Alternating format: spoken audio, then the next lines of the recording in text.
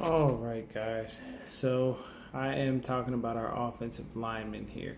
I'm not really going to go on the stats for offensive linemen, only because it can get a little iffy and it's a lot to explain.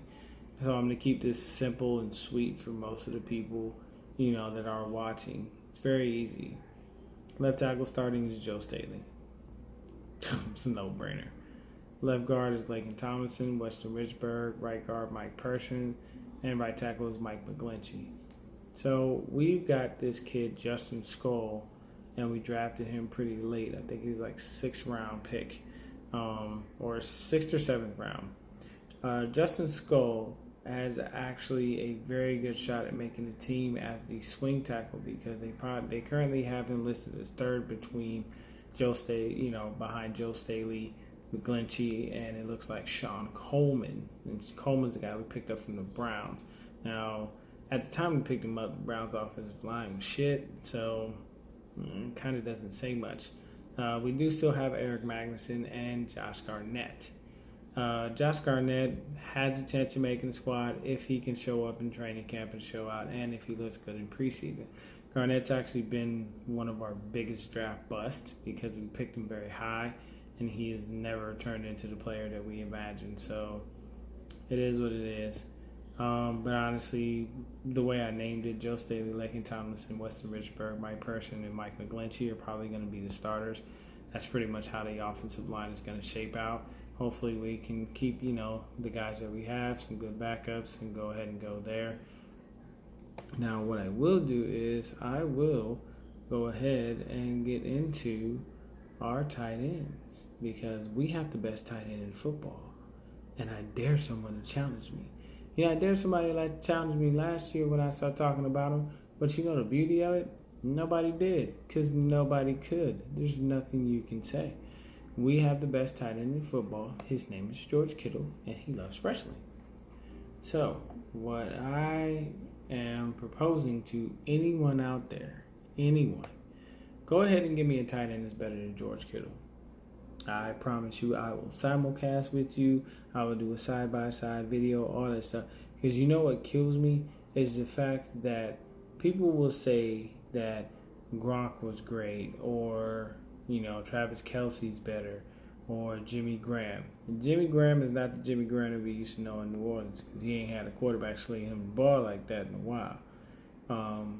Gronk was good, but Gronk was injury prone most of his career. So Gronk had those moments where he come in, he have like a ridiculous season. Next thing you know, back problems, he's out.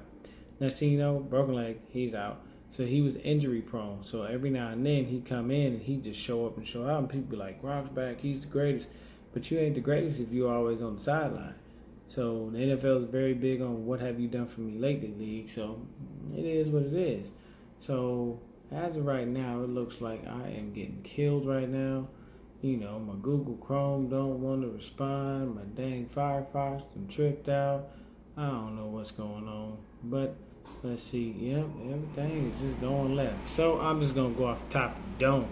So next guy we drafted this guy named Caden Smith. Now, Caden Smith, he was out of, I believe, either Stanford or Utah. I believe it was Stanford, though. Caden Smith reminds me of Jason Witten from the Cowboys.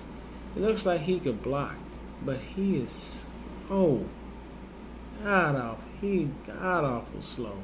I'm talking about slow. Like old man type slow. His 40 was horrid. When I saw him run the 40 at the combine, I'm looking at him like, bro, where you gonna go? They gonna catch you before you get to the damn end zone real quick. The slowest DB, I ain't ran track in years. I just work out to stay in shape. I know I could catch Caden Smith. And I'm 38.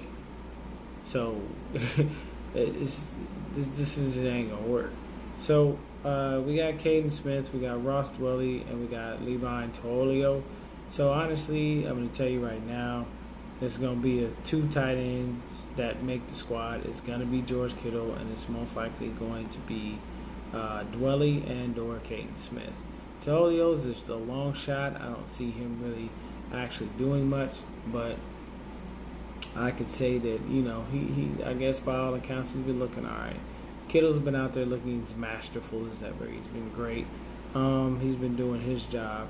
And then basically we have to round out, we go into the wide receivers. Now that's another thing that's going to be deep. So you're going to start off, you're going to have Marquise Goodwin. You'll have Dante Pettis. You have KB, Kendrick Bourne. You have Deebo Samuel. You have Jalen Hurd.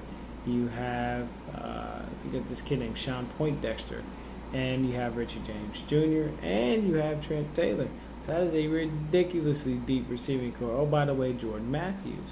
So you have all these receivers. So it's like, as a coach, what do you do? Because some of these receivers are injury prone. Some of these receivers, when they're on the field, they're fantastic. So you have to think about, what do you do? So Jordan Matthews is the injury prone guy. On and off the field, when he's on the field and he's actually producing, he's actually pretty good. I'm not going to lie. Just looking at the numbers, he's actually very good when he's on the field. But he's not on the field often enough. He usually gets injured every season. So then next thing you know, you come up to Dante Pettis. Pettis came on strong in the last season. We're looking for him to have a breakout season. He didn't put on some weight in the offseason. So, and by all accounts, he's been looking great. Jimmy G said that sometimes it's hard for him to keep up with him and trying to put the ball in the right spot for Pettis to go get it. Everybody likes Deebo Samuel. They're basically calling him a little bit of a faster Anquan Bolden. I like that too. Jalen Hurd, another Swiss Army knife for us. This guy can play running back. He can play wide receiver. I'm pretty sure they might have him throwing the damn ball if they feel like it. Richie James Jr. is a special teams ace as far as return game is concerned, but he's got to get it under control as it pertains to the punt. And, not dropping it. He had that one touchdown, that kickoff return where he had for a touchdown. So if we let him go, somebody's going to pick him up. That's going to be unfortunate because I like Richie. I feel like we should keep him and develop him. But with Trent Taylor emerging back from the back injury that he had and not really having any issues anymore, Trent's been doing well. You know what I'm saying? He's had a great offseason. He's had a great OTAs. Everybody says they love it.